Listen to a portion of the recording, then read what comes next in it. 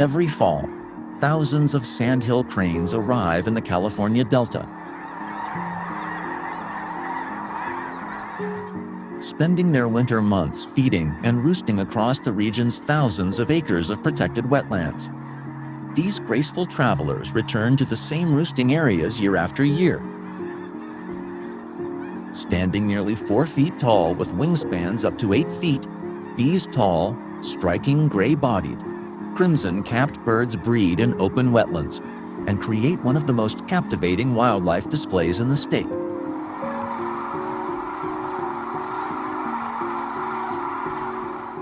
Sandhill cranes are known for their dancing skills. Courting cranes stretch their wings, hump their heads, bow, and leap into the air in a graceful and energetic dance.